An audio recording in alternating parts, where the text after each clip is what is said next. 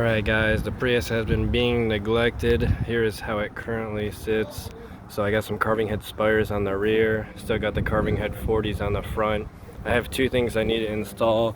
So I have these extended tie rod ends from Skid Racing, and then this Quantum Solenoid Track Edition.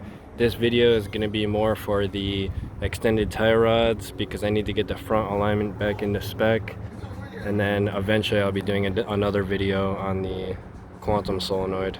So I need to get the extended tie rod ends because I actually switched the T-Demand roll center adjusters, aka ball joint spacers, to the V1 instead of the V2 I was previously running, and that in turn increased the wheelbase in the front. It made the front wheels further apart from each other, and then I needed to run the extended tie rods in order to bring the tow back into spec because the OEM tie rods were actually starting to run out of threads as I was trying to tow it in.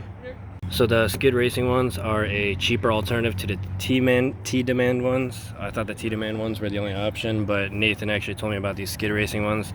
So these were actually a lot cheaper. I don't remember exactly how much, but under $200. So these should essentially be the same thing.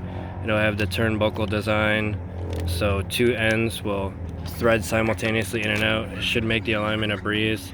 So hopefully all this works out after we go to install these.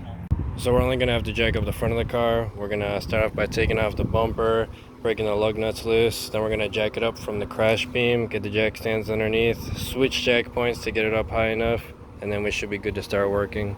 We were gonna mount these spires on the front, but these are some used tires and there's two bubbles in this one. So I guess we're gonna have to just get these fitted another time.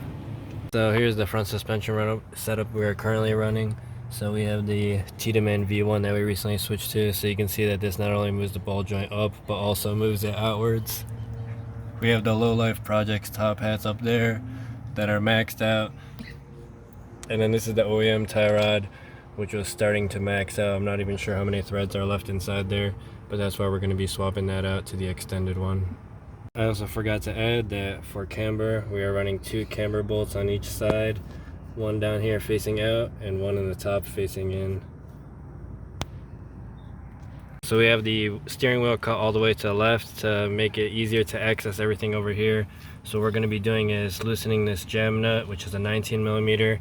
Then we're going to be removing this cotter pin and then the castle nut, which I believe is a 17. Alright, so this is a reusable cotter pin. Should be pretty easy to remove. Just take the hook out and then you pull it out just like that. And then we're going to use a 17mm to take this castle nut off.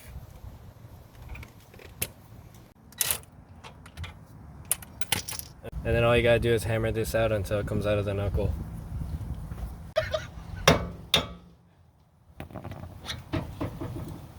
And then all you got to do is unthread this all the way off the inner tie rod, and then you'll be able to install your new tie rod end. Alright, so we have our OEM jam nut backed all the way off on the inner tie rod. This is our new tie rod end. We have this zeroed and threaded all the way in.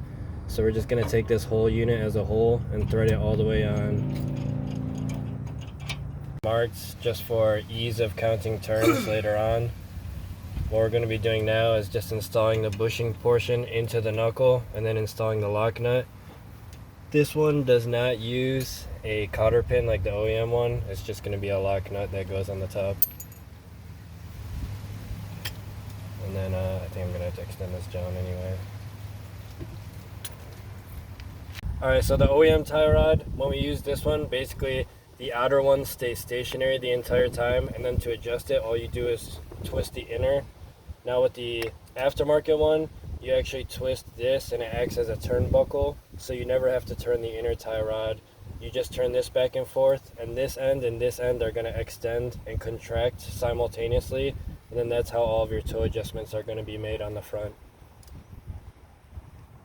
Alright, so now we're going to be tightening this nut down. The torque value on this is going to be 36 foot-pounds. In order to prevent this bushing from spinning while we're torquing and tightening this nut down, you can actually put an Allen key in the bottom to prevent the entire thing from spinning as you're making it tighter. So I thought it was kind of weird that this actually did not come with a washer to go before the nut. So I actually just grabbed an M12 washer from my hardware collection, and then we're going to be using that and putting that on before we install the lock nut. We're going to be using a 5mm Allen key to hold the bottom, stop it from spinning, and then we're going to be torquing this down with a 19mm socket to 36 foot-pounds. And now that this nut is torqued down with the little washer that we added, there's nothing really much more to this. So we're just going to be twisting this either direction depending on if we need toe in or toe out. I'm going to measure this and do the alignment later. But after this is adjusted to the place that you want it, you have 2 jam nuts on either side. This one and then our OEM jam nut here.